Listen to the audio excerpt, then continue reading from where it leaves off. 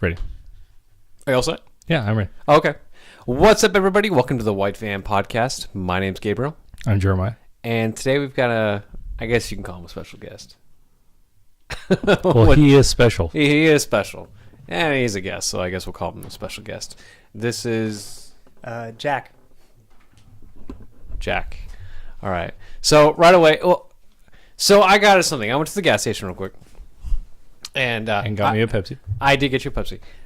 Cherry Pepsi. You're welcome. Thanks, Gabe. You're welcome, Jay. And I didn't know, Jack, that you were going to be on this, so I got me and Jay something. I don't know if you ever had this before. I saw this and I was like, because we were just talking about candy. I said, wait, this is perfect. Have you ever had this? It's called Cowtails.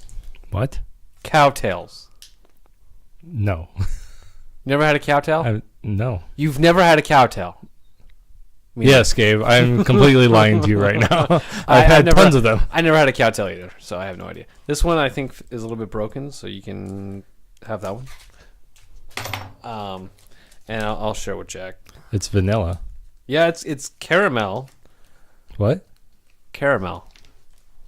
It's caramel? Dude, don't even go there, man. It's caramel.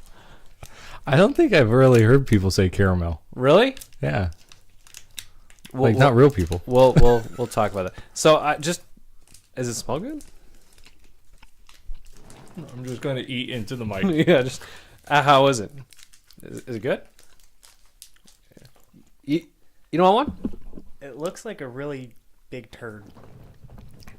And it tastes just as good. Does it not taste good? No, actually it tastes very good. Do you want to try a little bit? No. Speaking of the mic, man, you can grab the mic. No. That's better. Let me give this a try. I mean, it's fine. No, actually, I like this. Yeah, pretty good. Wow. You sure you don't want one? A taste, Jack? Yeah, I'm sure. I really don't want one. No, I like the texture. It's like soft, but it's not like really, really chewy. Like it's soft and chewy, but it's not like really chewy like a Tootsie Roll. But it's got like a nice caramel on the outside with a nice vanilla cream in the center. Mm. The most interesting poop ever described. So, as you... Oh, I found it. So, because you guys are sharing a mic, and as you're going back and forth with that, I don't know if you've ever... Have you guys watched the original... what's it called? Charlie and the Chocolate Factory? Willy Wonka and the Charlie Factory? Yes. Yeah. Okay. There is... When they're doing a... going through and all the different tickets, right? They go to the TV kid and the bad guy, right? The guy that's supposed to be Slugworth. He has this microphone and he keeps like spinning it to each person that's talking. And that's what I'm picturing as you guys are passing that back and forth. I'm moving the mic back and forth. Eat. There you go. So I think next week I'm going to just try to find something that's either new or just weird for us to try. Which, Jack, you were just saying you've never had the run. You've never had these? I stopped midway. I said, you never had the runs? I meant, you never had runs. That's with a T at the end. Okay, so try it. So I had this bag of candy just left on my desk. And I'm in the same boat as Gabe. The only ones I think are good are the bananas. But they each taste like a color. Interesting description. Okay, I didn't pick that up on the mic, so you need to take the mic, sir. Yeah, you need to take the mic. Interesting description. There you go. See, Yeah, like if you want to know what purple tastes like, you have a runt. you have a run. Runt. The green one tastes like green. Like you want to The know what snozberries taste like snozberries. runts are exactly what colors taste like. This is true. The banana ones though are like the best because to me artificial banana flavor is my favorite for candy, and That flavor for Runts is perfect. And this used to be, I used to get these in the quarter machines. Like, you put the quarter in, you just turn it, and it dispenses candy. That's where you would get the Runts at. Runts. And stuff. So, I like this Cowtail, man. That's pretty good. It is really good. How do you like the Runts? Right now they're just eh. You're a communist. You I know that? agree. I don't try a banana. Try the banana.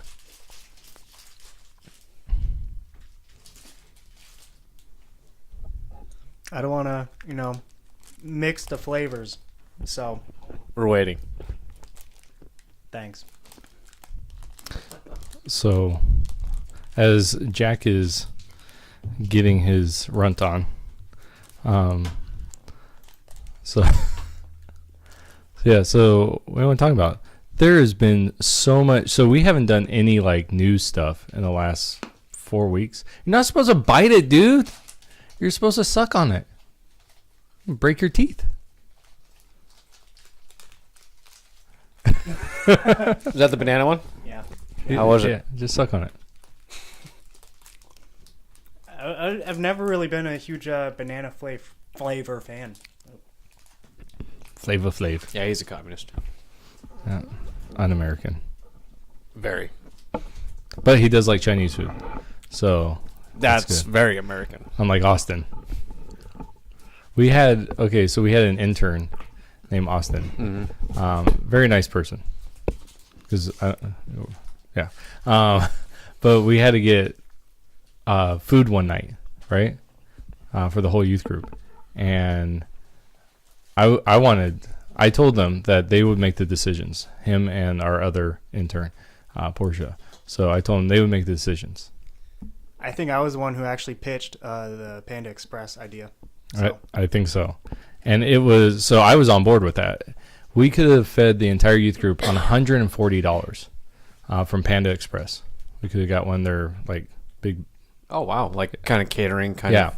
That's pretty good. Yeah. So found that out. And then I said, okay, Portia, you're spitting it out.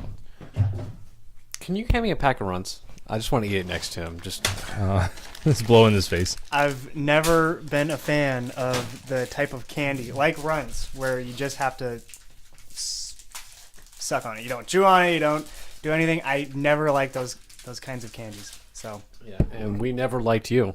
So, but go on, Jay. Go ahead. Yeah. So we wanted to get. I love Chinese food. So, but they decided not to. He's like, oh, I don't like Chinese food. It's like, yeah, I would never hire you. and he didn't like In-N-Out. He didn't like In-N-Out. Like he's like, it's all right. I'm seriously, was he a Soviet spy? He might have been. He was from Ohio. What? So what do you like? Five Guys? No, I don't know if he. We never tried it. He's just like, yeah. He was kind of just whatever. Like, I don't know if he ever said that he loved one particular, like, fast food or. Because In-N-Out is like from the gods. That's so good. It's like it's heavenly. Mm-hmm. I say gods like if there was multiple gods, they would all like In-N-Out. Like, I believe in Jesus, so Jesus I'm sure loves In-N-Out. If Buddha was real, well, he was real. he was, but if he is a historical figure. that is true. If any other person's god was real, they would like In-N-Out. I'm sure of it. Hands down. Jack's been trying to take the mic. Go ahead, Jack. I was just gonna say that I know he liked enchiladas.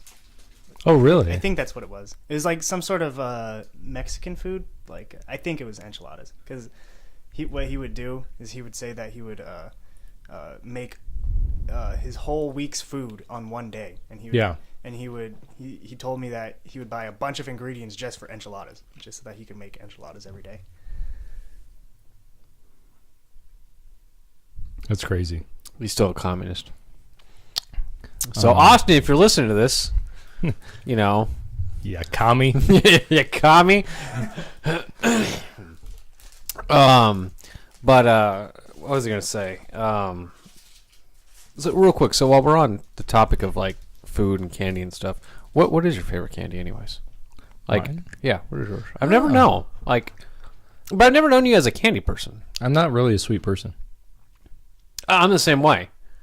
Like when it comes to like sodas and stuff, I'm kind of more of like either like straight, like original flavor, or but sometimes I get a sweet tooth and I'll crave sweets, like what I am right now. Well, my family always had like ice cream after dinner, but I never really cared. Like I would eat it, of course, but I didn't really care. Like I like Rocky Road. Like that's probably my favorite. There's actually one called Rocky Road 2, and it has no nuts in it, but it has like caramel mixed in and marshmallow cream mixed in. So it's really good. But it wasn't until I married Marika. She has a huge sweet tooth. Like she loves sweets. Like, and so about 3 or 4 years ago, I finally started breaking down and eating sweets because of her. And now I'm getting a fat belly because of it. That and probably I drink like a ton of Pepsi. That's a big one. It's a Pepsi gut. Yeah. You're more than welcome to take the mic from me if you want to talk. I don't have anything to say. Okay. So you looked at me funny though when I said caramel. Because most people I know that say caramel. Well, most people I know say caramel. Really? No. Actually, I I said was it. going to say, who is that? I said it at work, and there's like, what is it, like 6 or 7 of us, and me and this older lady were like, "Oh, yeah, it's caramel." I'm like, "Okay." Everyone else was like, "It's caramel," and I'm like, "Well, you guys are just like, You're an old person. yeah, you're just not sophisticated." No, you're just an old person. Thanks. But what's the proper way of saying it? There isn't. It's like tomato. No, tomato's tomato. No, you can say it both. I say tomato as well, but I'm just Yeah, saying. but who do you know that says tomato? Isn't tomato for the British dialect? Is it? Well, that's what I would think. Tomato, you know? Oh, Daddy, did you get the tomatoes? Like, knock that English crap up. Anyways, here in America, we say tomato and caramel. No, we say caramel. So how do you say, you say pecan or do you say pecan? Pecan. It's pecan. Really? Seriously? Oh, I'll take some pecan pie. Just because it sounds nice and it sounds like it rolls off my tongue and I enjoy saying it. You know, that's why to me it sounds right because it sounds right. Pecan, pecan, it's okay, but it doesn't sound like pecan. I'll take some pecan pie, please. Then hey, I'll take some pecan pie, please. Okay, it's pecan. So Caramel. yes. So I think Jack is correct. Tomato is more English than tomato. Every time I hear tomato, I think of The Simpsons. Tobacco. Was it? Oh, where it's the Tobacco. and tomatoes. Oh. So I'm right and you're wrong. Okay. So there is a ton. Okay, I got something. Have you seen Tombstone, the movie? I have. Good Have movie. you seen Tombstone? I haven't in a while, but I have seen it. Grab the mic. Like, move it around. It is an amazing movie. Like, just amazing. I love that movie so much. Did you just see it recently? No. Oh, what? Well, I watched it, I think, twice in the last year. And I just been watching, like, documentaries on the making of it. Mm-hmm. So. I know that I own the movie. I just haven't seen it. Do you? Yeah, I think I do. Yeah. Okay. Is it on DVD? Yeah. Okay, we'll need to borrow that. Okay. Because we're going to be taking the youth southeastern Arizona, and we're going to do a day trip down to Tombstone. Oh yeah, that for the summer. Mm-hmm. And so I want everyone to watch it Okay. because That way you know kind of the background, why we're going down there. Which tombstone are we talking about? The one with Val Kilmer? Yeah. And Kurt Russell? Kurt Russell. Yeah. Kurt Russell. No. I thought we were going to say Russell Crowe. The No. I think he's talking about the one for pizza. Yeah. Tombstones. You know, the pizzas. The cheap ones. I like those pizzas. I'm also cheap, too. Yeah. You're a cheap date. I am. But so last night, I showed Marika this movie called The Quick and the Dead. And it's a gunfighter movie. And it's from 1995. There's another one that was made earlier, I think in the 80s. But this one's, I really like this one. It has Gene Hackman in it. It does have Russell Crowe in it. When did it come out? 95? Oh, I thought you said 1955. No. I'm like, Russell Crowe's in that? Yeah. I'm like, wow. Time Machine. What's it called? Quick and the Dead. I don't think I've ever seen that. And it's all about this thing that happens. I think I don't remember if they have it every year, but it's basically 16 gunfighters, and you can challenge anyone, and it's to see who's the fastest draw. Actually, I might have seen that. Is there a girl that plays in it? Yeah, she plays the lead. Yeah, and doesn't she kill her father? Oh, dude, you spoiler! For what? That is like the best reveal because it gets In her dreams. I think. Spoiler! alert! Yeah, now that it's out of the bag. So that's my favorite part of the movie. Yeah. Okay, so you have seen it. Yeah, Okay, thank God. I thought I have seen it. I just said we watched it. Yeah, like Jackie's gonna see it. Well, not anymore. Well, I mean, it's got other good parts to it. It does have good parts, but He's probably gonna forget. So I was watching it. So Marika's never seen it, and so we're watching it, and I'm just watching her because the whole movie sets up the idea that that the bad guy, I just said his name and now I forgot it. Gene Hackman. He killed the father, right? And then in the last scene, What happens, Jay? well, since we already spoiled it, he shoots, and you see this at the beginning that Russell Crowe's character, they're going to hang him, and Gene Hackman shoots out the legs of the chair, which he doesn't die, but because the girl saves him.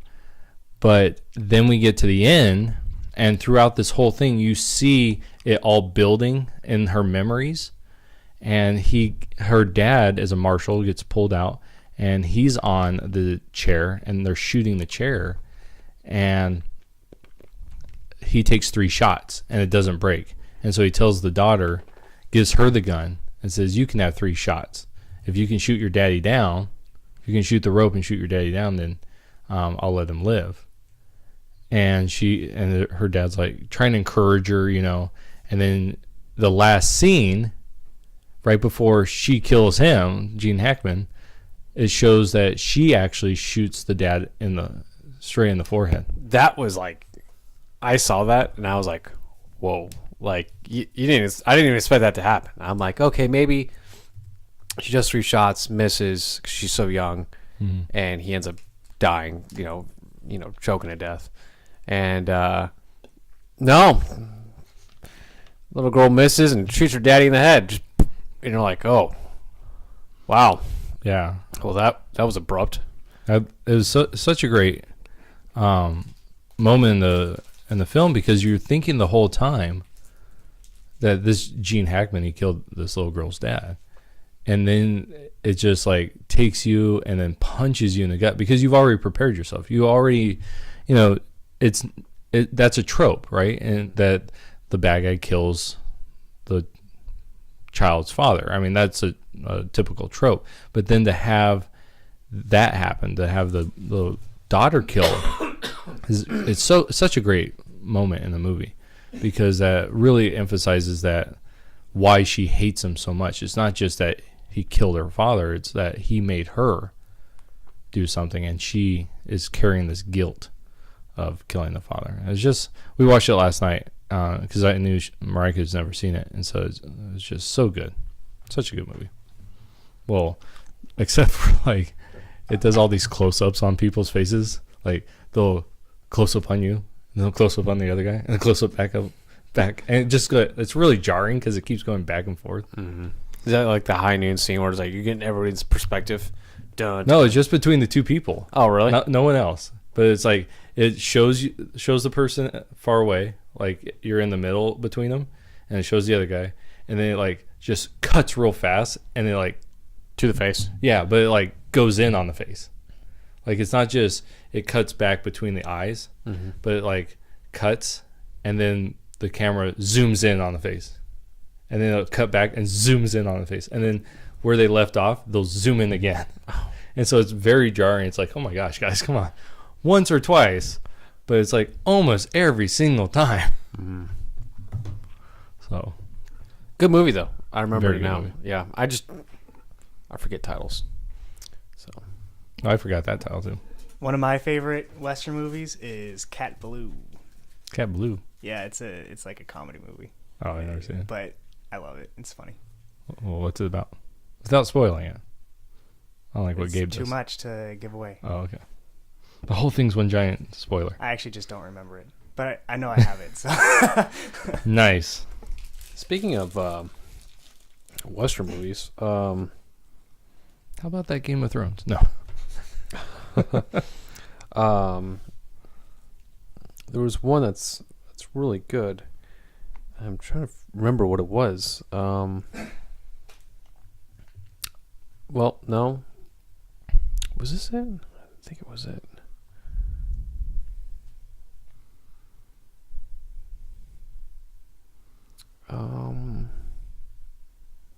Oh wait, maybe it's not. This is riveting. It is very riveting. No, well, maybe no. No, I can't think of it. Which, have you seen The Good, Bad, and the Ugly? Yes, I have. That's a good movie.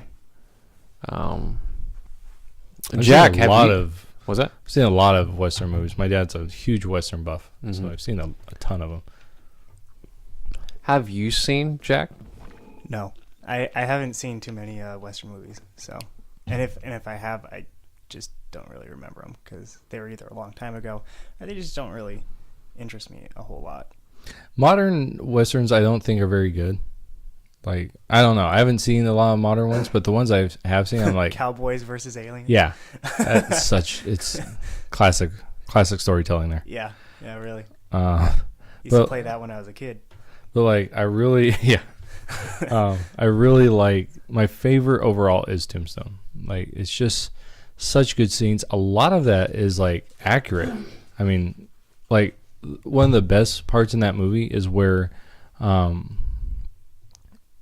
he's walking, Wyatt Earp, he's walking, and it's like a climax, not a climax of the movie, but where he's walking in the river and the bullets are zipping by him, and then he shoots the main bad guy. Oh, I was so waiting for him to get shot there. Yeah, and that's supposed to be a historically accurate depiction that's what happened.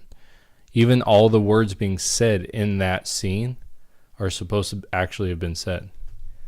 There was this show on like the History Channel or something, and it was basically going through all the different big names in the Old West, you know, and they would show live action stuff of what happened. They would explain what they did and all that stuff, and it was really interesting. I can't remember the name of it, and I could never find it again after watching it that one time, but it was I thought it was really interesting because it went over like Billy the Kid. It did Wyatt Earp. It, you know, any name you could really think of, it did a story on them, and it was really cool. That was really cool. I found out the movie. It's called Rio Bravo. Mm-hmm. You seen that one? I have. It When I John was Wayne. younger. Oh, it was fantastic. I remember I saw it when I was younger too, but it has John Wayne and Dean Martin in it. fantastic, like phenomenal film. One of my favorite Western movies. I liked High Noon. Did you see High Noon? I'm sure I have. That's a good one, but I think Rio Bravo is top of my list for Westerns. Good movie. Tombstone's up there too, but I think Rio Bravo takes the top. That and Blazing Saddles. Probably the greatest comedy Western. Mm-hmm. Jack, do you see Blazing Saddles? I have not. Well, Jay, I need to ask you a question. Where the white women at? It's a fantastic. It's all coming off. See, I could quote that thing. All day. It's such a great movie, and we gotta sit down and watch that. Are we awake? Did you say you saw it or not? No, I haven't. The only Mel Gibson. Wait. No, not Mel Gibson. I forgot his name. What's his what? Mel Brooks? Yeah, Mel Brooks. Not Mel Gene Gibson. Wilder. Yeah. The only movie I've seen from Mel Brooks is Spaceballs. I think that's what it was called. That's the only one I've seen, and I only saw it once. So I have Spaceballs, Robin Hood Men in Tights. Oh my god! See, I love Robin Hood Men in Tights, but actually I don't own that one. Really? Mm-hmm. I found it in the bargain bin. Really? I found them all in the bargain bin, like $5 movies. Yeah. Yeah. Yeah. And then, did you watch The Producers? No, I have not. Oh, dude, have you ever seen The Producers? Not the newer one. I've seen bits and pieces of it. The newer one's good. It's got Will Ferrell and I can't even think of the other guy's name. Both really good actors. The whole movie's filled with really good actors. The older one though, really, really funny. It's got Gene Wilder in it, and he does a phenomenal job. And So what's the premise? so you have these producers, for Jack, they've got these producers, and they found out a way that if they produce a Broadway hit, the worst Broadway hit, they'd actually make more money producing the worst Broadway hit ever. And so they're trying to find the worst Broadway play, or musical, and they found it. They found the musical, and it's called Springtime for Hitler. And you just see these two producers going, because they both have two different personalities, and they go after and they find the guy who wrote this, who's a Nazi, and it's after the war, and he's living in New York, and they go over and talk with him and stuff like that, and they're working on trying to get the play going, and they do the play, and it's just the play itself, the Broadway play is just hilarious. The musical, it's funny. You have to watch it. It's great. Don't watch the newer one. Okay. You have to watch the older one, older producers. And then, which you haven't even seen Young Frankenstein, have you? You haven't seen... I have that one, too. I have. Werewolf. Werewolf. Their wolf. Their castle. Why are you talking like that? I thought you wanted to. No? Okay. Suit yourself. I'm easy. Have you ever seen that? I've seen bits and pieces because I remember you did like a. Oh yeah, we did it for like Nia Walla one time. Yeah. So I've seen bits and pieces of it, but that's it. It was. I think it's such a great it's such a good movie. Like not just that it's a great comedy, but it's actually out of Mel Brooks' movies, it's actually the one that has the most clean humor, and that's what I like about it. It's majority of it's clean. Yeah, like 95% of it's clean. There's like a few. I know what when at the dinner table and they're eating. Yes, there's that one. And then there's the door knockers. Yeah. What knockers? Oh, thank you, doctor. And he's actually talking about the door. But the horses. But I think that's what made it fantastic, and it was at the time where it's subtle. It is, and it's at the time where there was actual colored movies coming out, but they make it black and white. Like an old B movie. Like, B yeah, horror exactly. movie. And, but they do a fantastic job because you have Mel Brooks directing it. And then this is one of the movies that Mel Brooks doesn't actually play in. Yeah, I don't think so. I don't remember seeing him. No, I don't remember seeing him either. I don't even think I saw him in The Producers either. Oh, really? Mm. And then, but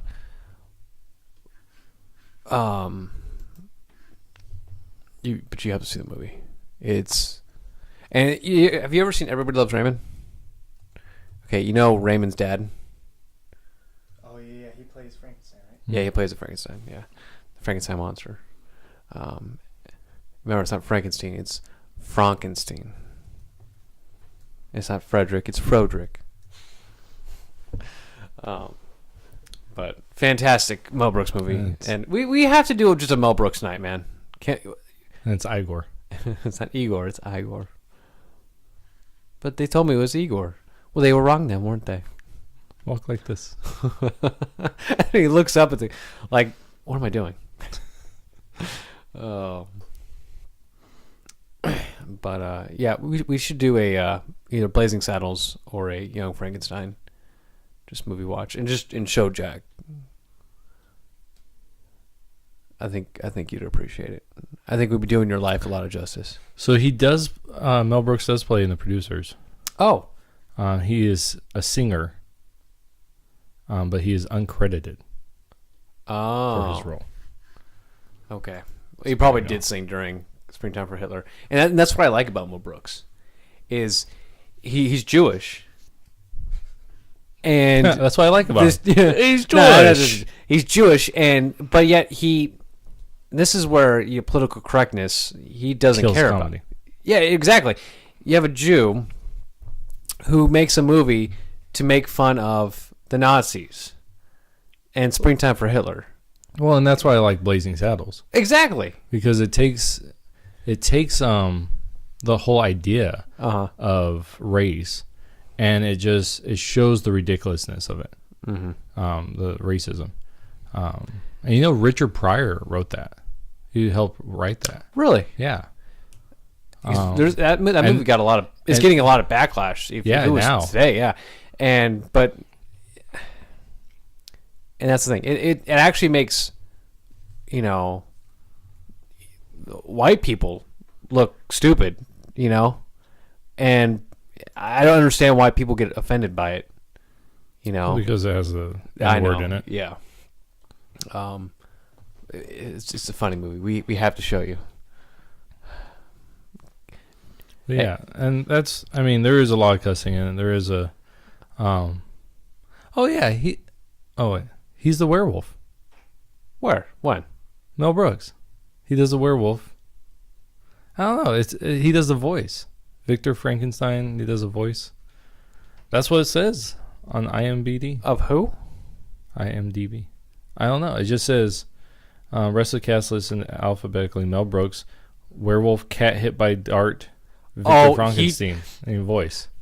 So you're telling me he's the one that when you hear the wolf in the background, that's him? That's him. And the cat when they're playing darts, and then the guy's like, the constable's like, he's raising his voice as he's throwing the dart, and he misses and hits the cat. I guess that's what that's what he did. Yeah. Wow. So there you go. But the father never speaks, though. Father.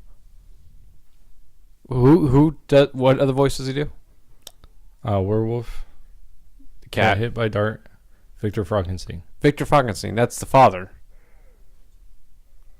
And you know what he probably did when they're flashback when they're looking at the laboratory and you hear him go flip the switch. Right. That's probably him that's doing the voice. Right. Oh, very subtle. There you go. But yeah, one of the things. So that's one of the things I really liked about,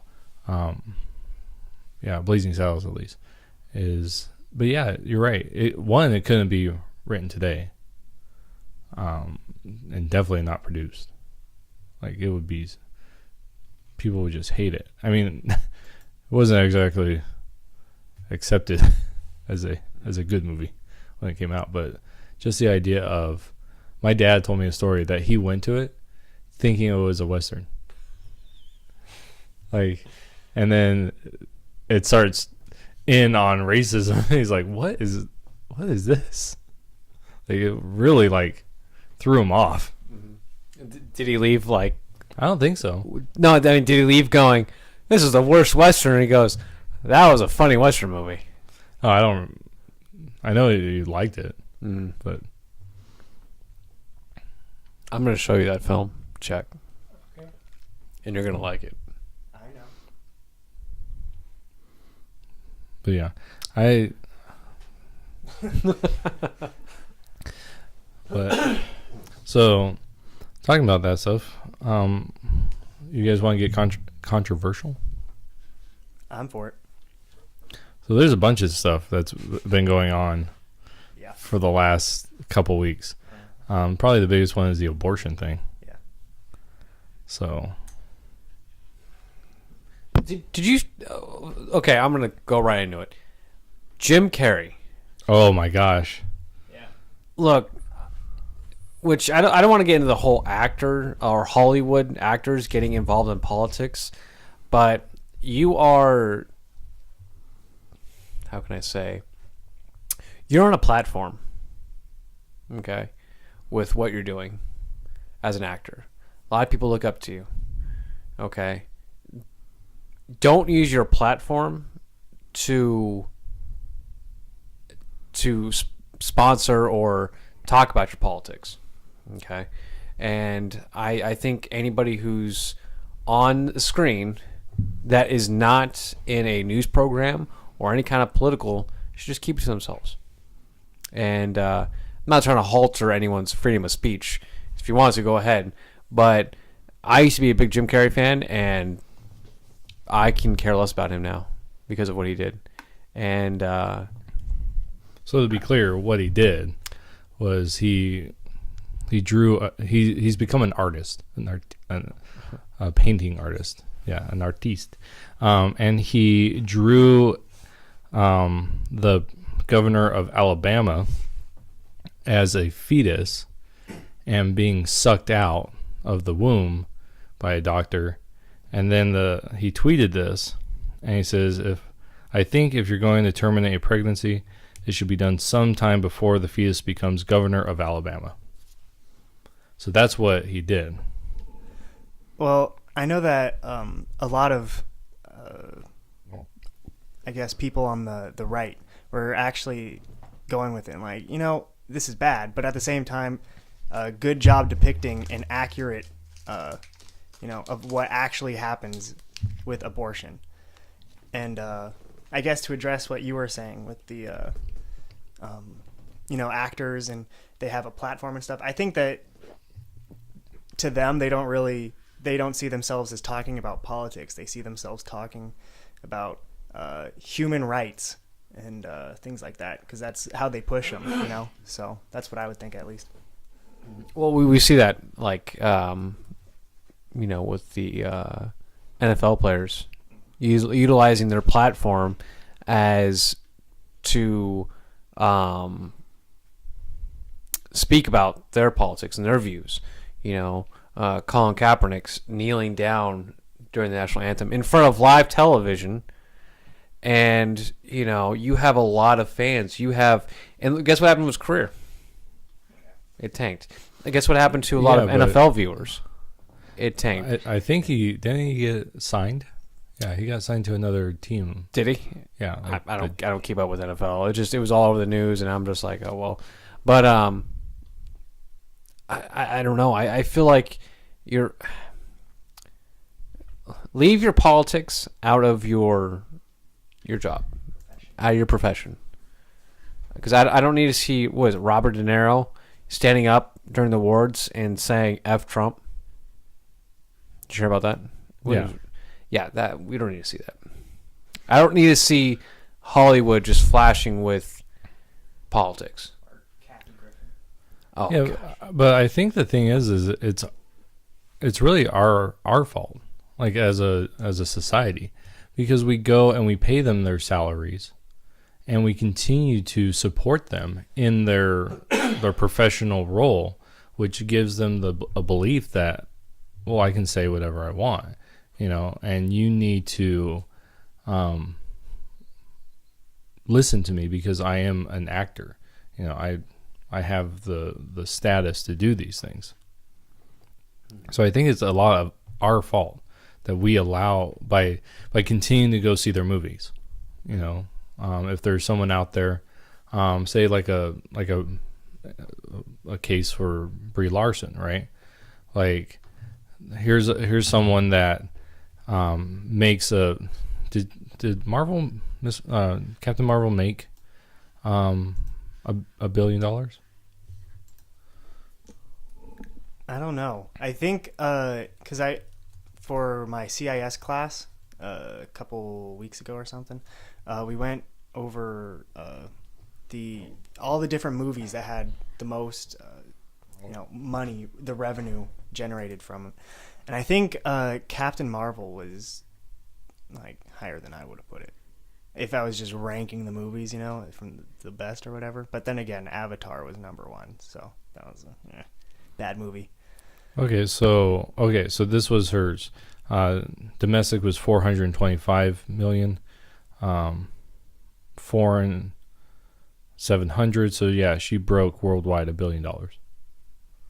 So that's what I'm saying. Like if we go and we support a movie, right, by buying the ticket, and then that person comes out and they're very political, well, we have a choice.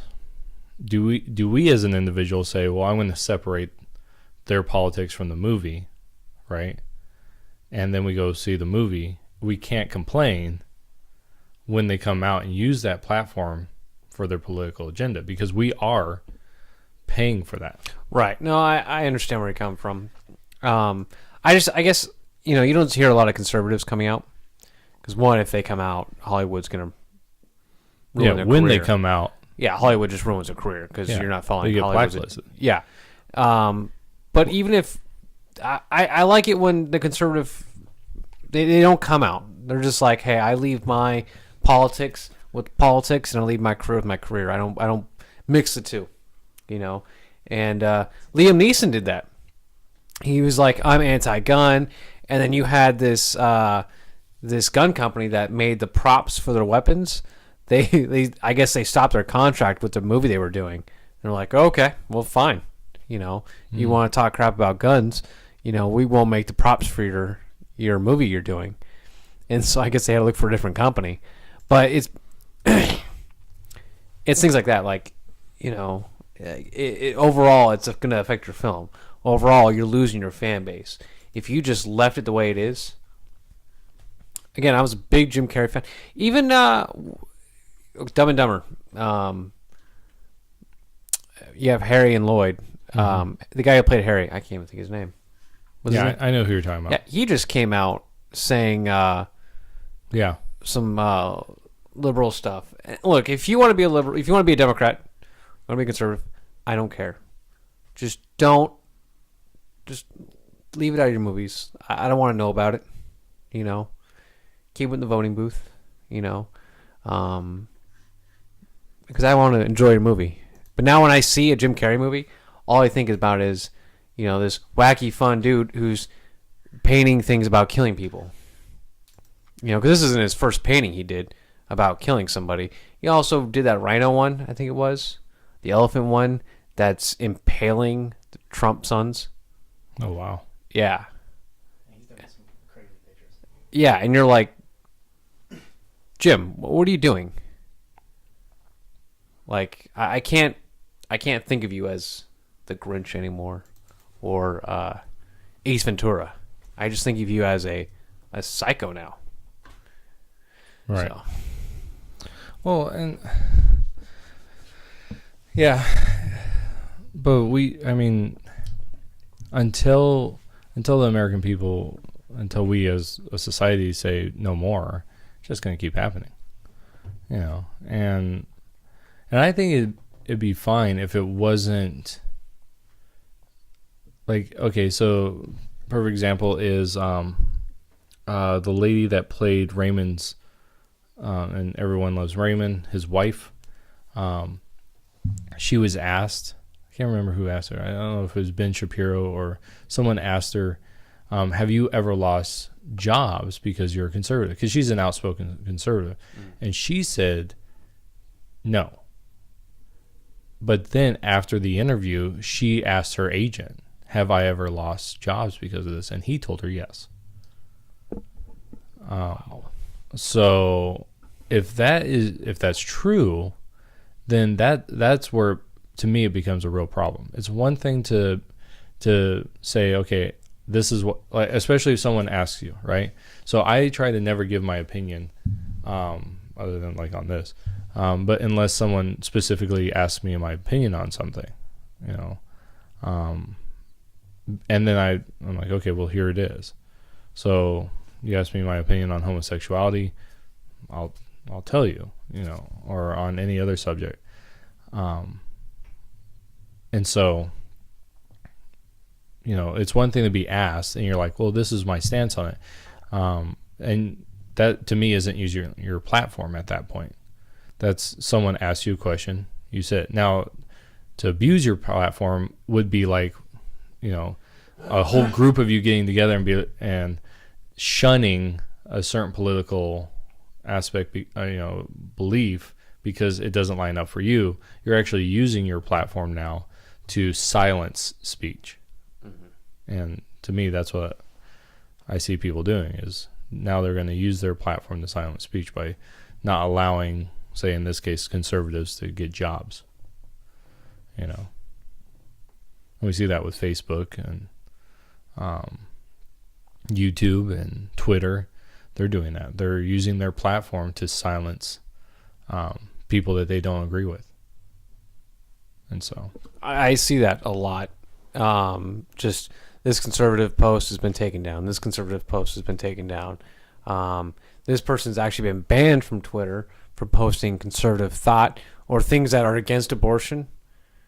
You know, you have to think a certain way on Twitter and Reddit and Facebook. 'Cause if you don't and they catch you, you know, if I report your conservative post, it's 90% of the time it's going to get blocked or taken down. You know, I remember I posted some conservative stuff on this one, I think it was Facebook, and it kept getting reported and kept getting taken down. It was just a very patriotic quote. But somebody didn't like it, so they kept reported it and found it offensive, and it got taken down. I'm like, really? And there was no cursing, you know. Majority of it was just a picture of an American flag. So. Well, that's insensitive. It is. That's, that's the thing. I think that that's just the way our society is going. I mean, and the divide is becoming more and more. And I think the reason why is because we don't have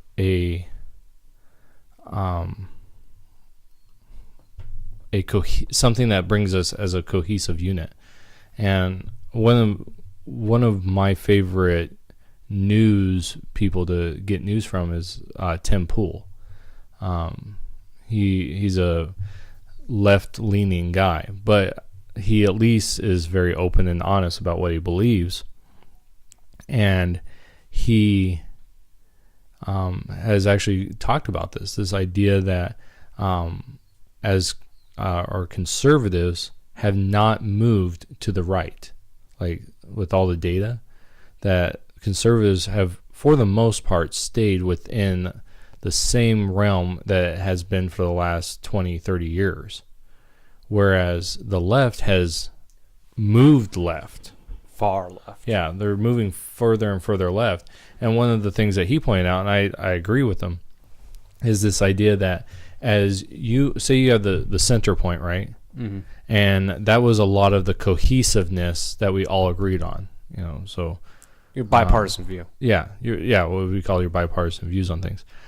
So back in the 90s, right, you have people like Joe Biden, President Clinton, these people that would say we need to secure our southern border, right?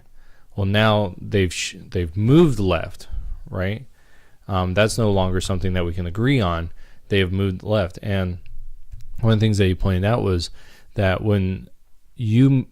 that now the left, the reason why they call the right the far right, even though the right hasn't moved that much, the reason why they call them the far right is because they're far left. And so the further they go left, the further the right is, even though the right is actually Still there. still there in that same spot. And it also kind of just is demonizing the right in a way, just because it's like, oh, it's radical, when, you know, like you said, it's not really, because they haven't moved. So Right. If I can bring up another subject, did you hear about the billionaire who spoke at the college graduation? Oh, and who? And he's like, I'm going to go ahead and pay all the student debt, everyone's student loans that are graduating right now for this university. And everyone was happy. It's great, right? And then people, I guess, are trolling Oprah, stating, why didn't you pay for our debt? You know, you gave us a book. And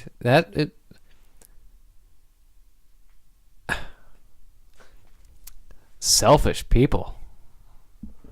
yeah, and kind of on the same subject, my dad keeps on telling me, like, don't really worry too much about about taking out loans, you know, for college. I mean, worry a bit, but not too much, and he tells me that he thinks that that the political climate is just so back and forth that the Democrats are going to propose, like, oh, you know, we'll pay off like some student debt if you go to like a community college or something like that, and then the Republicans will offer the same thing just to get back the votes or something. I don't necessarily believe it, but that's what he keeps on telling me.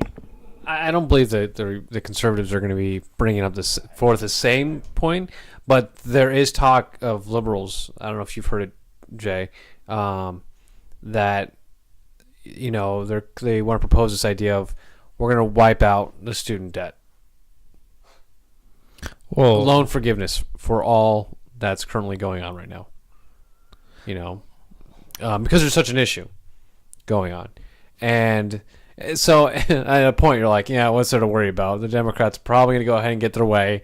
So, but that shouldn't stop you from paying your student loans or trying to find a way to go ahead and pay for them off. You know, should we? No. Should that happen? No. But well, see, that's another thing is our generation, the 90s, you know, that grew up in that time period, and sort of yours, Jack, was always told that you need to go to college. Like it wasn't enough that you get out and get a job. It was, you need to go to college to get a job. And so now you have, and then because of that increase of people wanting to go to college because they're told they have to go to college, you have that. And then on the other side, where the government starts subsidizing loans, and they start giving out loans. With both of it, now you create a climate where school becomes a business, you know, to get people in here. And so they can just start jacking up the price. That was a big thing here in Arizona, where the schools, like under their charter, is supposed to be as close to zero as possible, right? And you guys are like fighting over who's going to talk next. Yeah, we're like trying to grab the mic real quick. And, you know, with that, if do you mind if I go for it? Okay. Because, and with that, on top of that, by wiping out the student debt or putting all forth these student forgivenesses and things like that, and here, and especially growing up and always hearing, hey, you have to go to college, you have to go to college. Your bachelor's degree is essentially a high school diploma now. You're eating that Cowtail now like a cigar, like a cigarette. They're good, aren't they? Mm-hmm. Yeah, I'm gonna get some more. But it's your bachelor's degree is essentially a high school diploma. Everyone's got it, and now if you want to be different, you have to go for your master's degree. You know, if you really want to stand out for a specific job or position, you have to go get your master's. Because anybody now who's going to get that position has got the bachelor's degree, and you know, and if they really cut down like total student forgiveness, and like how the liberals are really going after like complete free tuition, now master's or bachelor's degrees is really a high school diploma. Everyone can get it. Now you really have to go for your master's or your doctorate to really get ahead of life. Or to really get ahead in the career field. My English teacher, he was super into my college English teacher. He was super into researching things because he worked in a library when he was going to college and stuff. So he really enjoyed that kind of stuff. He actually said that you are, statistically speaking, more likely to get a job if you have a master's than a PhD. Yeah. Wild. I know. Yeah. But I wonder if that accounts for the population, because the population that has a doctorate is very low. yeah, maybe it's all because everybody who gets a PhD is in such like a competitive field, you know, that not as many people could get jobs or something, maybe. As opposed to masters? Well, because a lot of your PhDs are not going to be, I mean, you have your MDs, right? So the field's wide open for that. Your doctors, your actual like medical doctors. But a PhD, you're talking about schools. Like you're going to teach. You know, that's basically all you're doing. Because, you know, a lot of your philosophy, your humanities. Oh, that makes sense. Yeah. Are going, and so the field for that kind of stuff, like So I'm planning to go back for my master's, but I would like as a goal to get my doctorate, which is not a PhD. It's basically the same, but there's a little difference between the two. Too many differences. I don't understand them. Yeah, there's not. There's like one's like I think a PhD is more for like theoretical stuff, and a doctorate's more like hands-on stuff. Okay. Or something like that. And but what can I do with that? You know, I can teach. That's about it. You can put it on your wall and make your wall look fancy. Yeah, yeah, and that's really all it is. Option. Always a viable option. Yeah, but like one of the main reasons I want to do it is just so I can, because I'm interested, you know, to do that. But it's not a viable thing for 90% of the population. Yeah. Last Friday, I was actually talking to Mr. O about, you know, at least jobs in Quartzsite, you know, around here. A lot of the jobs that we were naming, we only listed 2 that you have to get a degree for. And it was like lawyer and doctor. Now, those were the only things. Because everything else you could either learn on job, or you could have some hands-on experience and, you know, that kind of stuff, and you could just go on your way. So I'm just thinking, how many people go to college to get jobs like that where you could learn everything in the field? That is true. I don't want to specify the job that I currently have. I kind of keep that anonymous, but it's true. Like, you know, what I went for college for and stuff, you don't need a degree for what you want to go for. There's a small section of what I got my degree in that you could use your degree for to get something good, but everything else in my line of work, you don't need a degree for at all. And I look back on it going, I made a terrible mistake. Not an incredibly terrible mistake. Would I get my degree in something else? Oh yeah. I would be because I went too broad I'd be a lot more specific with what I did. And if you can, and so for anybody's listening, get your degree in something specific. Don't do broad.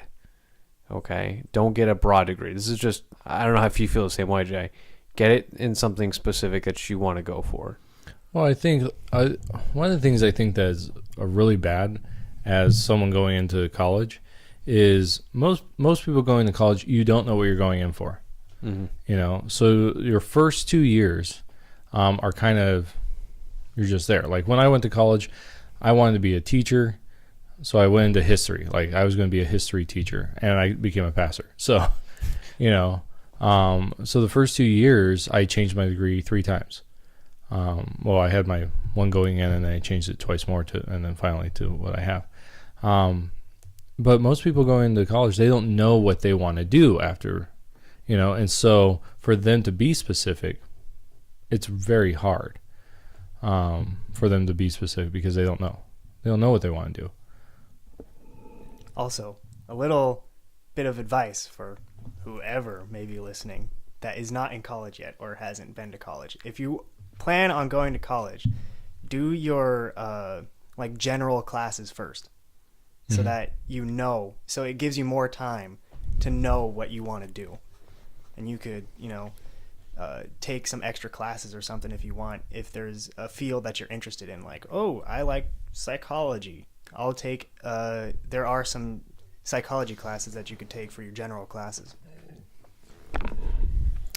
And on top of that, find and do research to make sure your job that you want to go for doesn't require a degree. Because if it does not require a degree, then don't go to college. Well, and some of that, though, like say that you are going to take over your family business. So it would be a good idea to go and get a business degree. That's not a you bad know, idea. No, go ahead. Well, that way you know the business end of it. Right. And you can do better than, because most people that go into a business, my parents are a perfect example. They went into a business. They both had the skills to run the business as far as the actual product. They did a restaurant. My mom had been in the restaurant business for years, had been taught how to cook and everything. My dad had been taught how to cook. And so the restaurant was very good. What the problem was the business aspect of it, because they didn't know finances very well. They hired outside. The guy screwed them over, and they were in debt for up until I think like 2 or 3 years after I got out of high school. And so if you say they had it and they were going to give it to me, it probably, and I was going to accept it, I would have gone to a business school so I could learn that aspect of it. And I'm always hitting this dumb thing. And so there's that. But and what Jack said was good is go and get your general ed out of the way and do it at a community college. Don't go to a university. If you don't, I shouldn't have done it. I went to a university, and that put 2 years of what I got a good deal out of it. I got a wife, so I think that payment was pretty good. That $50,000 I spent on 2 years was pretty good because I got a wife, and she's worth more than that because she does listen to this. So you're priceless. I agree. I should have went to a community college. And there's a real cheap one just down the road over in Yuma. AWC at the time was dirt cheap, and I got accepted to it. And I'm like, no, I'm going to GCU. Yeah, it's a status too. Yeah, it is. And you're like, oh, I'm going to GCU. And at the time, people were like, oh, GCU, what's that? Oh, it's, Grand Canyon University. And they're like, oh, that's really cool. I've heard some stuff about that. But then you look afterwards, you're like, well, that status is stupid. And now I'm really far in debt. And I could have just gotten 2 years into GCU and done the other 2 in a cheap, That's what my fiance is doing. And she's not as in debt as I am. And so, but what I've been telling people too is I go, look into a trade school. Yeah. And because I think that's where it's cheaper, a lot cheaper a lot cheaper. And it's good work. It's actually work that needs to be, the work for a trade school, it will never run out. It's always needed. Unless the apocalypse happens. Well, then that skill becomes very, very much needed. Then you become valuable. Yeah. Then we're going to barter. Like, Jack here, he's an electrician. We'll trade you a bunch of food for Jack. For Jack. Well, all we got is a box of Twinkies. We'll take it. Sorry, Jack. Are we in like different villages in this situation? Different tribes? Nomadic? Carpenters? Needed? Yeah, the carpenter tribe. Yeah, the electrician tribe. Right. the ones that can't do anything tribe. They have guns. That's it. But yeah, I think if I'd go back again, I would go to a trade school, and I've been telling myself that I would have gone to a trade school and would have picked up welding. I think welding would have been fun, and Welders make a lot of money. because I was in my small little blacksmith knife making hobby, and I was really enjoying it. It sucks doing it right now because it's hot out and I'm busy with work, but when I was doing it, I loved it, and I was like, welding would have been fun. And then looking back, I'm like, crap, I wish I went to a trade school. It would have been shorter time, less payments, less expensive. I'd be making a good living, and now I'm stuck in, $60,000 in debt. And, I want to go hang myself. Figuratively, not literally. Well, and I would suggest if you can work with your hands, like if you have like kind of a more technical, like a machine type of mind that you're into, that is go into mechanic school, right, and do small block engines like motorcycles, because a lot of people it's hard to find. I have a motorcycle. It's hard to find a good mechanic around where we live. The closest one is like Havasu, a really good mechanic. The one guy I talked to, we actually, I think, we took your truck over with the motorcycle. Oh yeah, we threw the motorcycle in the back of my truck. Right? Yeah. Oh, that was good times. Yeah, and the guy told me like he charges, because he works with a lot of racers. Mm-hmm. He charges like $200 an hour, just a ridiculous amount of money, and he's swamped. Like he told us it wouldn't be. He straight up told us it'd be better for you to just go buy a new motorcycle. Oh yeah, than just repairing the scrappy one. Than for me to do any work on this. He's like, but by the time I finish this, you would have bought a brand new motorcycle. Wow. I remember that, dude. And that shows you, like, going into a trade, you become valuable. Right. No matter where you're at, you're valuable. Mm-hmm. Where your master or your bachelor's degree, you ain't valuable. You ain't jack crap. That just depends on what you get your bachelor's in, though. It is true. No, it is true. Like what? Well, no, if you could be the manager of the people who do all this stuff, like the electricians, the plumbers, the contractor. You could be the contractor. No, but like those people usually have the experience to back them up for those positions. But they also have the bachelor's. not necessarily. Yeah, but they don't have experience. I think a lot of these trade jobs, where if you wanted to be in that managerial position, they have that experience.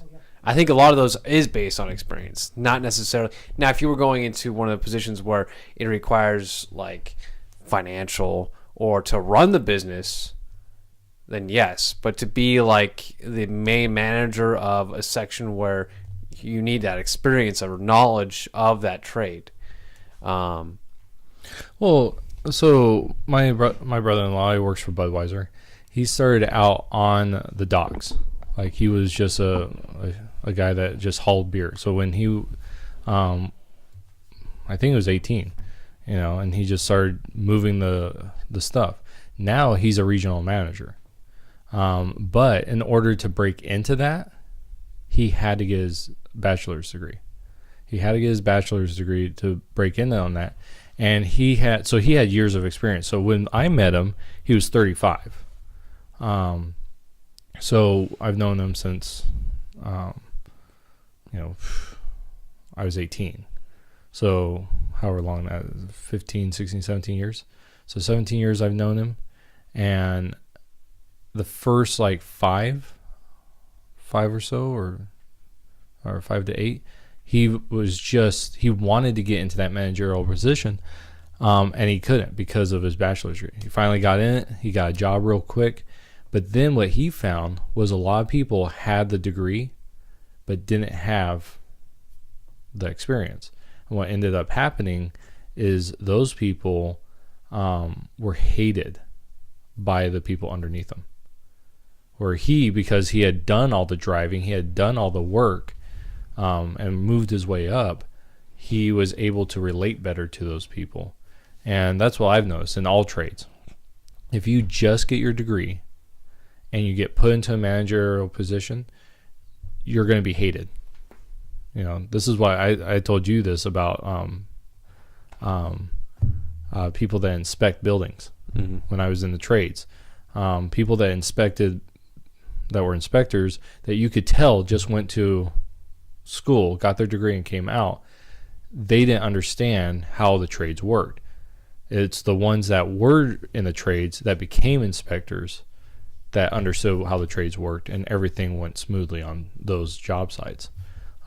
So it's the same with architects. Architects were the same way. Yeah. So I'm flinging the mic back and forth. Did you say anything? I was just gonna say I heard that architects are like really big jerks. I've heard that from multiple people. Oh. That they're really like snooty and stuff. Yeah, if you think of like George Costanza from Seinfeld. Did you ever watch Seinfeld? a little bit. That's what It wasn't my cup of tea. I was like his fake job position. I'm an architect. Oh, nice. Yeah, that's what he always did. Because, George is stupid in the show. And anytime like he wanted to fake his profession, I'm an architect.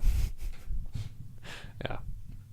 Well, in my occupation, I get very upset with ministry schools, like Bible schools that are really big, like Simpson.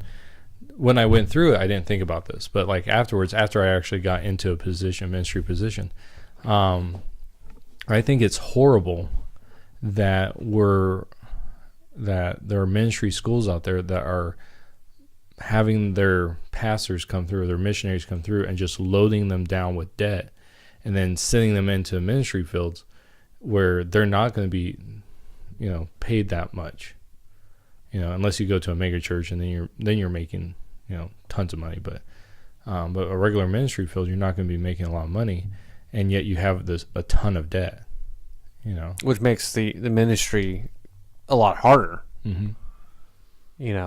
And no, and you got to think, do I go to this place and barely make a living, for me and my family, I know pastors that have done this because they couldn't afford being in ministry.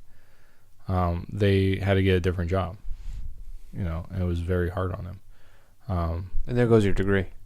Yeah, and then your degree's worthless because now I know a ton of pastors that become realtors because it doesn't take a lot of time. They can get it. They can do it on the side as their pastors, but that means their degree is,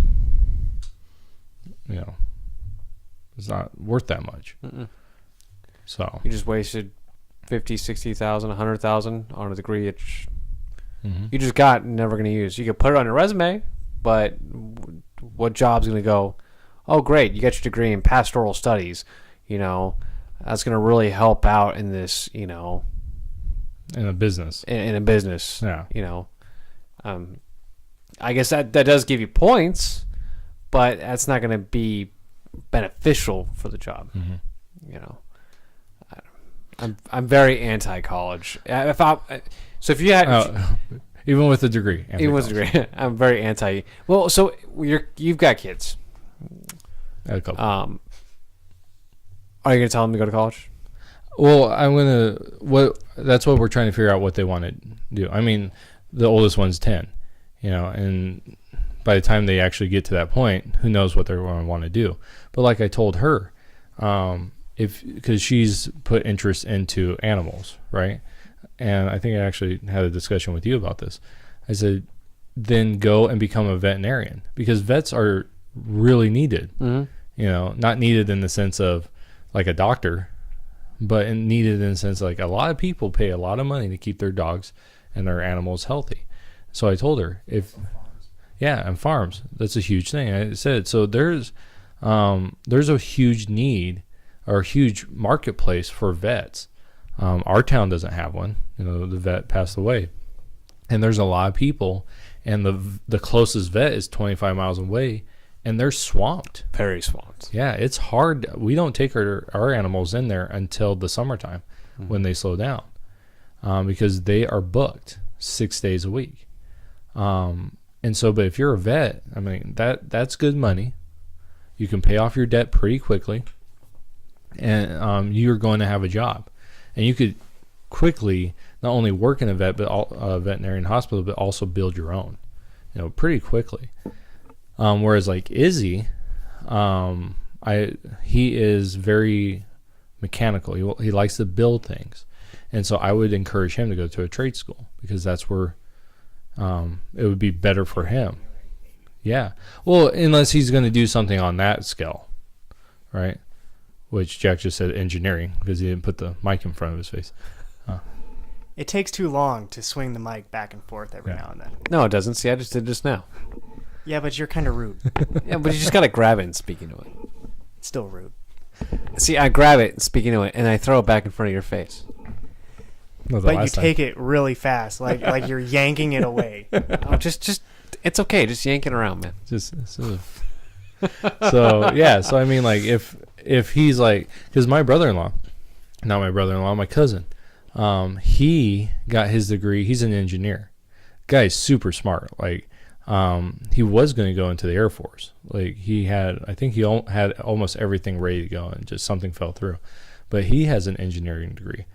And I don't know how much he makes, but he has a huge house that he built himself, and and he's not much older than me. So what if your kid was like, let's just say he or she is 16, and goes, "Hey, Dad, I want to get my bachelor's degree in psychology." Would you say, "Okay, go for it," or would you be like, "Hey, look"? Well, you'd have to get your doctorate, your master's or your doctorate. Well, you would have to get your master's. Yeah, but that's only 6 years of school. No, but I understand that. I've going through today the university, and all I do is see these students go, "I'm just getting my bachelor's degree in psychology. You're gonna go for your master's?" No. Well, yeah. I'm like, are you? You're putting yourself in a position. Right, and I think that's... You can't go anywhere. And I think the reason that they don't understand that is because no one's sat them down and said, okay, let's look at your field that you want to go into, right? Well, and that's where we step in. For the people who've made that mistake and go, right, okay, don't do that. So if I was like liberal arts degrees, what if your kid was like, hey, I want to get my degree in, what's that one class I took that was stupid and was all about liberal crap? Gender studies. Yeah, gender studies. Or there was this one that I took, and all the professor did was talk about like how like feminist stuff, and I'm sitting in the back, raising my hand, going, "You're stupid." I kept debating her in class, and she ended up just hating me. You could tell she was getting annoyed by me. But there was like a field like that you can go into, right? And I see people going into that, and I'm just like, you got to be kidding me. Well, and that's where a lot of our young people are right now, is they have degrees and things like this, and there's no job market for that. And I think that as a father, what I would say is, let's say one of my kids says that, they're like, well, I want to get a liberal arts degree in this humanities, right? And I would tell them, okay, here's the thing. I would say, I'm not going to pay for it. You will be totally on your own. Your debt's your own. because I'm not going to pay for something that's not going to be good for you in the long run. I think that as parents, we need to do things like that. It's not, oh yeah, you can just do whatever you want. But if I'm going to be a partner with you in your degree, I make some rules of my own. My dad, when I was like 16, I was like, oh, I want to, be this. He would tell me that in order for me to convince him, he wanted me to look up the Department of Labor's like statistics on that specific job for like how much they make, how much are they needed? Like, are they needed, or is there like too many of them so you won't? So how dependable is a job? That kind of stuff. And I never actually did it because I didn't want to. So. Well, but that's really good though. It is good. It was a good thing for your father to do that. It's bad that you didn't do it. I didn't want. How dare you? I didn't want to be a physical therapist anyways. That's way too much science. I hate science. So. No, it's fine. Well, but it all depends. Like if one of my kids says, I want to go into ministry. Okay, you're not going to make a lot of money. Don't think that you're going to ministry and you're going to, have a BMW. Or at least you shouldn't, in my opinion. That's a whole nother subject. But I would pay for them. I would help pay for them because that's obviously something I think is important. But I would not have them go to my college, or any other college that is on that expense, because looking back, that shouldn't happen, And so, I think with whatever decision my kid, when I have a kid, decides, I think I'm just gonna be real with my kid. Hey, look, you want to be an astronaut? That's fine, but do some research on what it takes to be one, and then make your decision. Go for it. I will support you, but you gotta figure out if that's the path you want to go to, because people will just jump right into things and not realize what it takes to be or to go down that career field, and they get halfway and they get invested in it and they're like, crap, I didn't want to do this, or I didn't know this was going to be like that, and then they graduate and they're like, I made a big mistake. It's like halfway eating a really bad burrito. It's actually tastes really good, but halfway you're like, this is going to hurt, and then you're halfway through it and you're like, do I stop or do I? I'm already halfway through. I guess I'll keep eating. And you finish it and you're like, that was a great burrito. But now I'm not feeling too great. Yeah. So that's my analogy. Well, I think that, I agree with you. But I think instead of just being like, hey, research it, I think also part of the responsibility is on the parent. Like, oh, Johnny, you want to be an astronaut? Okay, fine. Here, there's a space camp happening, or this tour of NASA, and take him to these places, and so that, while he's still young, so that he's like, oh, okay, well, maybe this isn't for me, or wow, this is so interesting. And if he's really passionate about it, then that's a clear, sign that he likes it.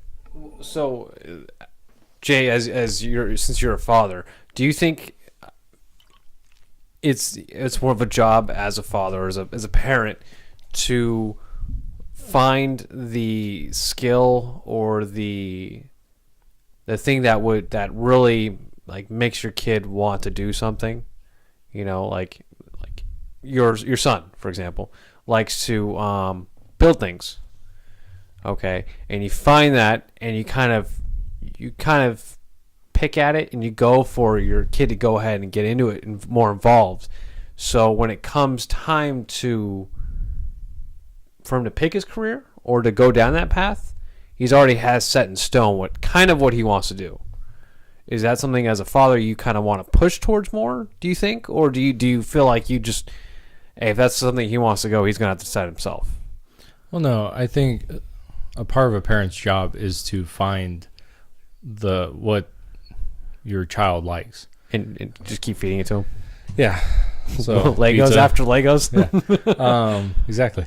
No, so there's a scripture that a lot of people talk about. It's train your child in the way you should go, and he will not depart from it. And I've always heard that as you train up your child in God, and then he won't depart from following God.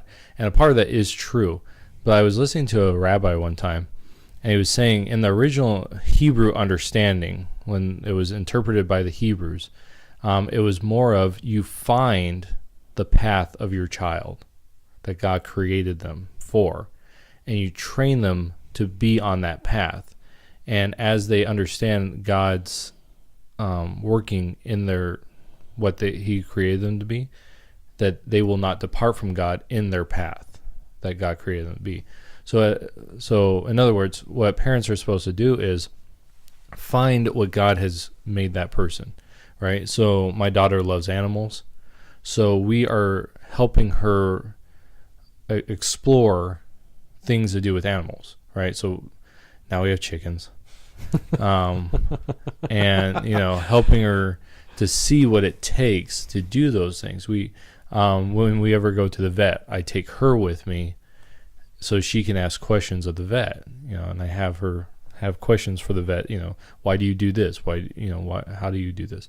Those questions, so she can start seeing the processes of maybe here are some ways you can go. And then for Izzy, we give him stuff to build.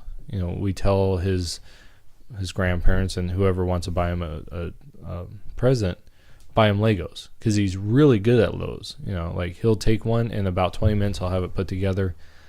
He was given 3 or 4 boxes, and he had them all done within an hour and a half. For Christmas, or was it for his birthday? That's for his birthday. Yeah, okay. And we were playing D&D.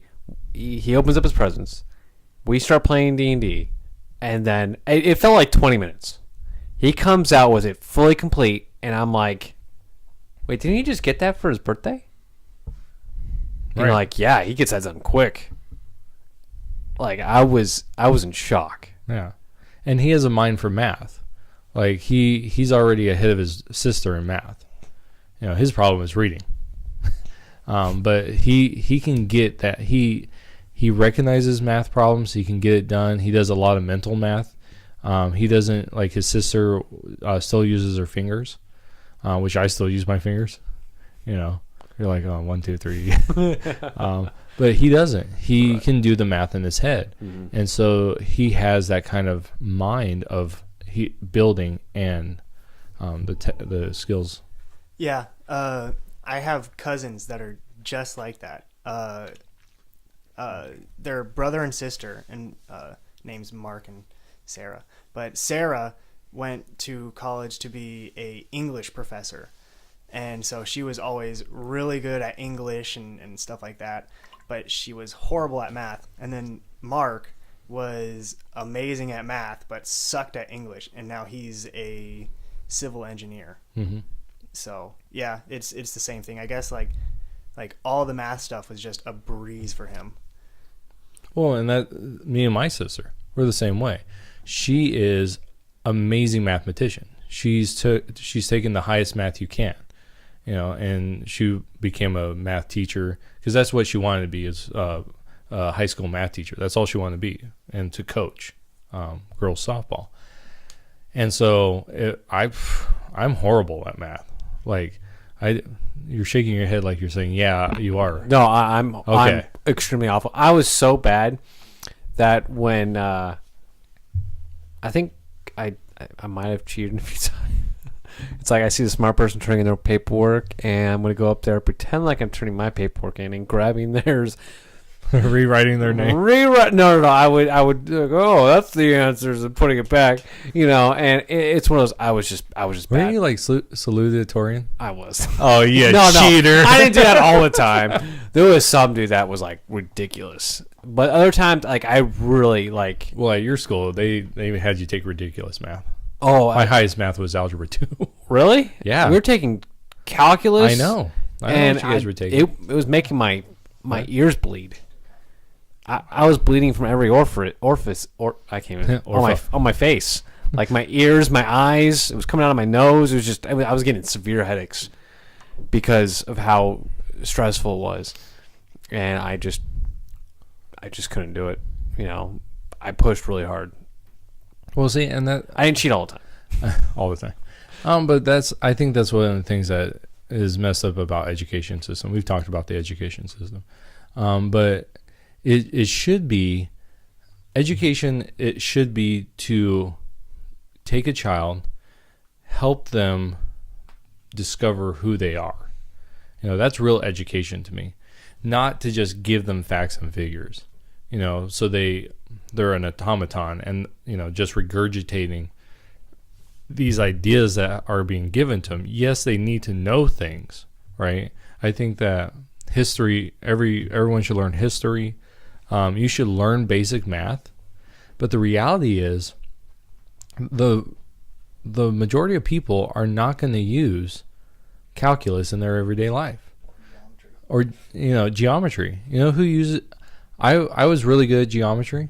I was really good at algebra 2, which was weird because I'm horrible at math. But those two I was good at for some reason. But I didn't really understand fractions until I was in construction because we constantly used them. So I had to learn them at that point. Same with geometry. I understood geometry, but it wasn't until I got into construction and I was using it on a daily basis that I really grasped it. But how many people are going to use geometry, right? How many people are going to use find the x, right? Find the number that's missing. You know, learn these algebraic expressions. You know, how many people are actually going to use that stuff? That's not real life. And that's one of the things that, like, we see in the older days, like someone like Benjamin Franklin, who was a genius. He wasn't like our education system, right? Here's a guy, I think he was like 12 years old when he was running his estate, you know. And you grab a 12-year-old now, I couldn't have run anything at 12 years old, you know. And not even a lemonade stand. Right. But, you know, it's because we're not training our children to achieve what they're supposed to achieve. We're training them to achieve we're training them to achieve this idea, you know, like that's not a standard that's set for everyone. And then we're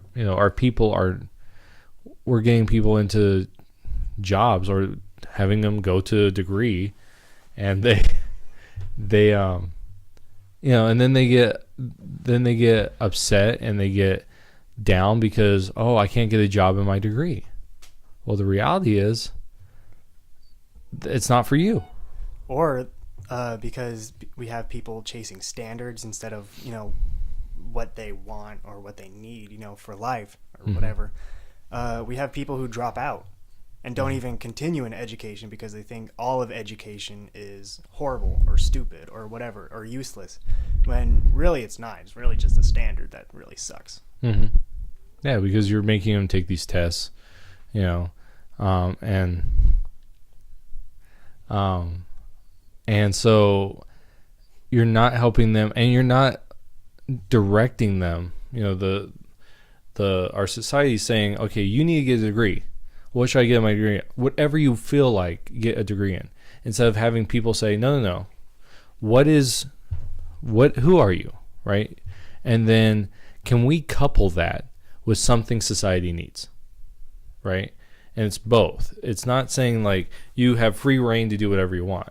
No, it's finding what you are good at and then saying where in society would you fit to benefit society, right? That's going to benefit you. It's going to benefit society. You know, say someone's really good with their hands, right? And you go, okay, well, maybe you're a welder, or maybe you're, you know, a doctor, or, you know, what can you do with your hands that needs precision? And you go, okay, here's all the options. Okay, well, what captures your attention? You're like, well, I don't like blood. Okay, doctor's out, right? You're not going to be a surgeon, kid. But you might be a welder. You need very delicate, calm hands to be able to weld, right? Yeah. So, I mean, that might be what you need. That might be what you want, And so we need people to help. To me, that's what we call the not admissions counselors, but the, like just counselors in general. Oh, I was going to say like enrollment? Yeah, like guidance counselors. Oh, yeah. Yeah, to help people instead of be like,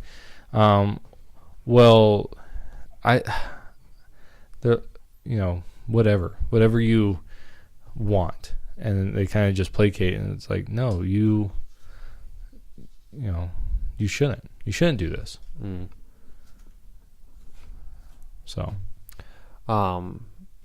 So running back in a full circle, pretty much, so for our kids that we're going to have and grow up, with your kids, expand on what they're good at. Right. If they've got a hobby or something that's really clicking with them that they really enjoy, expand on it. Get involved with it. Mm-hmm. And try to find a career that goes ahead and works with them on that. So, interesting conversation. We went from candy to a little bit of politics to college. And some movies. Yeah. Yeah. But I think that's, on the parent side, it takes a lot more work as a parent to do that. Because you have to really pay attention to your child and do what's best for them. Even when they don't like it. And to help them as best you can. Well, do you think that's some of the reasons why some students are getting in the wrong degrees? Because they never had either parents or someone in their life to go ahead and expand on something that they enjoy to do? I think I like to do this. It's just a hobby of mine. Well, if you had somebody in your life to help you expand on that, or somehow either like help get you more motivated with it, you could have found something bigger for it and enjoy what you're doing instead of getting a degree in something else. I think it's like we've had for decades now parents abdicating, getting rid of their roles as parents. More and more schools have taken that role. TVs have taken that role. It's no longer the parent saying, you should do this. And a little bit of that is some parents don't know, right? Like my dad growing up, he wanted to be in the FBI. Like that's what he wanted to do. He didn't know how to do that. Because his dad, I think dropped out when he was in 8th grade. Yeah, my dad had the same thing. He said he would tell me that he wanted to be I actually don't know what, but it was something with banks. And he actually Bank robber? What? Bank robber? Maybe. No, he actually got selected. Like a few people and him were selected to be like an apprentice kind of thing for some bank. And I guess he was saying, this isn't just the parents thing. This was also him because he felt bad. But he said that he went up and there was an elevator. It was like a huge bank. It was like a corporation kind of like bank. And so he was walked into an office with a huge table, and there were other people there with nice suits and things, and even the other kids, teens, whatever, they had nice suits and stuff, but he didn't have a nice suit, and nice suit and a bad shoe or something like that. So he felt like worse than others, and so that's why he never got into that. And he never went to college because his parents didn't go to college. His dad was always drunk, and that kind of stuff. So he didn't know what to do. So he just did whatever. Right. Yeah. And so, that's when it doesn't matter how much your parents love you. If they don't themselves know the process, right, then it's hard. But a lot of parents just advocate their, I don't think I'm saying that right. Their role. You know, they allow the schools to do it. You know, and then you have the extreme, right, where it's like a helicopter parent, you know, something like that. There's an extreme to it too, which can lead to bad things. But it's finding that balance where you allow your child to explore, but you are guiding them through it. You know, you're watching and you're seeing, man, they really like to get up in front of people and talk, you know, which is a really hard skill to develop. And so you want to encourage that. That's one of the reasons why we have our kids in speech, you know, because we want them to develop those skills early, because later on in life, that's actually going to help them. And wherever they're at, that's going to help them. And so it's seeing those things that they will need in their lives because you yourself have gone through it. How can I help them to get further along than I am? You know? Right. So parents, get to know your kids. Mm-hmm. Get to know what they like, so you can impact their future, so you can help them with their career, essentially. You know, interesting. Well, anything else you want to touch on? Anything else you guys want to? I think we're good. What are we at on time, anyways? Like 140. Oh, it's probably good. We've been doing like 2.5 hour episodes. Yeah. So, you want to just end it here? Yeah. Okay. Well, hey everybody, thank you for listening to the White Van Podcast. And again, like always, leave a comment if you guys have any questions that you guys want us to go ahead and answer, topics you guys want us to discuss. Hit the like button, or even subscribe if you guys want us to do some more. But I guess we'll see you guys in the next episode. Take care, guys. Thanks, Jack, for being here. No problem. Bye. Bye.